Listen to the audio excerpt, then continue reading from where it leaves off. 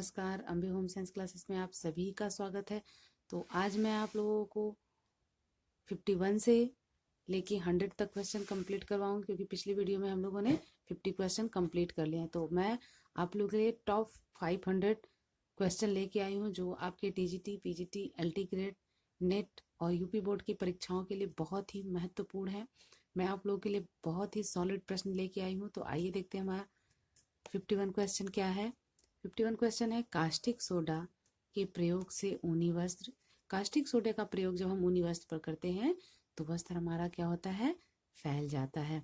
52 question है, उत्तम कोटि की ऊन प्राप्त होती है। तो उत्तम कोटि की जो ऊन होती है वो मेरिनो भेड़ से प्राप्त होती है। 53 क्वेश्चन है, अर्ध प्राकृतिक तंतु। अर्ध प्राकृतिक तंतु कौन है, रेयान।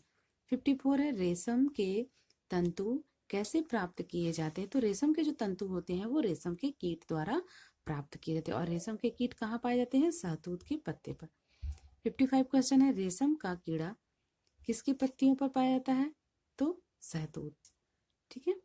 56 क्वेश्चन है, ऊनी वस्त्र सर्दियों में पहने जाते हैं क्योंकि उससे क्या होती है, गर्माहट होती है। ऊनी वस्त्र जो होते हैं उसमें उसको पहनने से हमारे शरीर में एक अलग ही गर्मी मिलती है, क्योंकि यह जो ऊन होता है वो किससे, यानी जानवरों से प्राप्त होता है। पहले के जो लोग थे वो अपने शरीर को ढकने के लिए क्या करते थे, जानवरों की खाल का प्रयोग करते थे। तो फिर उन्होंने ऐसा सोचा कि जब हम जानवरों की खाल को पहनते हैं तो हमें इतनी गर्माहट मिलती है, तो अगर हम जानवरों के जो बाल होते हैं उनका हम अगर वस्त्र बनाकर पहनते हैं तो हमें हो सकता है कि ठंडी कम लगे। तो इसीलिए क्या है, ऊनी वस्त्र जो है सर्दियों में पहनने से हमें क्या मिलती है, गर्माहट मिलती है। 57 क्वेश्चन है, वस्त्र निर्माण की क्रियाओं के अंतिम क्रिया जिसमें वस्त्रों को सफेद किया जाता है वो कौन है, तो वह ब्लीचिंग है। 58 क्वेश्चन है, नाटे व्यक्ति के वस्त्र का डिजाइन कैसा होना चाहिए। तो जो नाटे व्यक्ति होते हैं उनके वस्त्र का डिजाइन खड़ी धारियों वाला होना चाहिए, क्योंकि इससे व्यक्ति की लंबाई जो है वो हमें ज्यादा दिखती है। अगर हम बेड़ा ले लेते हैं या बड़े छापे वाला ले लेते हैं तो व्यक्ति की लंबाई और कम दिखने लगती है। 59 क्वेश्चन है, सूती सफेद कपड़े की चमक, सुंदरता और गाढ़ापन बनाने के लिए प्रयोग किया जाता है किसका, कैलेंडर का। 60 क्वेश्चन है, परिवार नियोजन केंद्र स्थापित किए गए हैं ग्राम तथा नगर दोनों में। जो परिवार नियोजन केंद्र हैं वो गांव में भी है और नगरों में भी स्थापित किए गए हैं। 61 क्वेश्चन है, देहात की स्त्रियों को परिवार नियोजन के लिए कौन समझाता है। तो देहात की स्त्रियों को परिवार नियोजन के लिए कौन समझाता है, महिला कार्यकर्ता। ये जो महिला कार्यकर्ता होती है वो घर घर जाकर महिलाओं को परिवार नियोजन से संबंधित बातें बताती हैं और उन्हें प्रेरित करती हैं परिवार नियोजन के लिए। 62 क्वेश्चन है, पारिवारिक बजट को प्रभावित करता है। तो पारिवारिक बजट को क्या प्रभावित करता है, आत्मनियंत्रण, दूरदर्शिता, मितव्ययिता। ये तीनों ही क्या करता है, पारिवारिक बजट को प्रभावित करता है परिवार के सदस्यों को। 63 है, बजट प्रायः कितने प्रकार का होता है। तो बजट 3 प्रकार का होता है।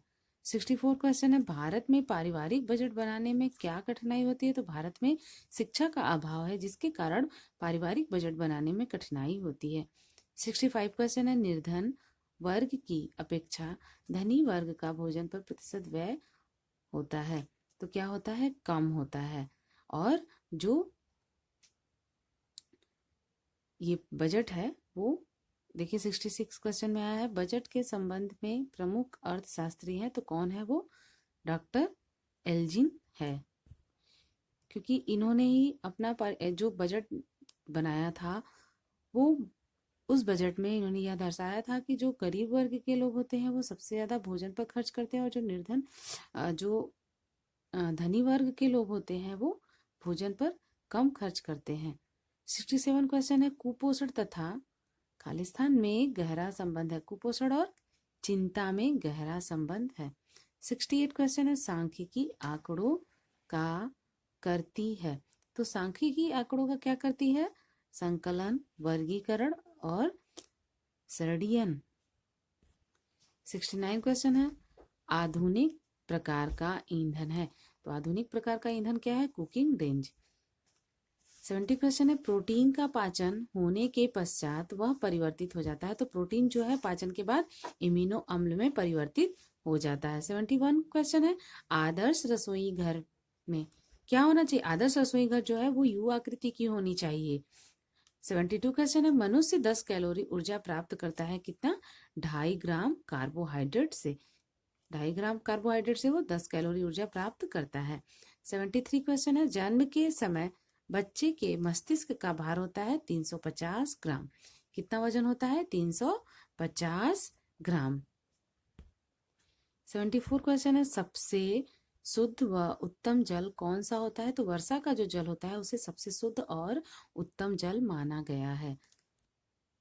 75 क्वेश्चन है, गंधक का झरना कहाँ पाया जाता है? तो गंधक का झरना देहरादून में पाया जाता है। 76 है, रोगी के बिस्तर पर किस रंग की चादर बिछाई जाती है? तो रोगी के बिस्तर पर सफेद रंग की चादर बिछाई जाती है, क्योंकि यह जो सफेद रंग होता है वो हल्की भी गंदगी हमें पता चलती है, और रोगी का बिस्तर हमेशा साफ सुथरा होना चाहिए, इस वजह से सफेद चादर का प्रयोग किया जाता है। 77 है, सलाद में पाया जाता है? तो सलाद में खनिज लवण सबसे ज्यादा पाया जाता है। 78, अंडे में पूर्ण अभाव होता है? तो अंडे में कार्बोज का अभाव होता है। 79 है, हमें सबसे शीघ्र ऊर्जा मिलती है? सबसे शीघ्र ऊर्जा हमें ग्लूकोज से मिलती है। 80 क्वेश्चन है, राष्ट्रीय जन सहयोग एवं बाल विकास संगठन की स्थापना कब हुई? तो यह 4 जुलाई 1975 को हुई। 81 क्वेश्चन है, स्मॉग अर्थात वायु प्रदूषण से उत्पन्न धूम कोहरा के लिए अत्यधिक महत्वपूर्ण है? क्या है? Nitrogen oxide. 82 है, गर्भ में शिशु के शरीर पर कैसा रक्षात्मक पदार्थ रहता है? तो वह मोम सदृश चिकना पदार्थ होता है, जिससे शिशु की सुरक्षा होती है। 83 क्वेश्चन है, आहार नाल का सबसे लंबा भाग होता है? तो आहार नाल का सबसे लंबा भाग छोटी आंत होता है।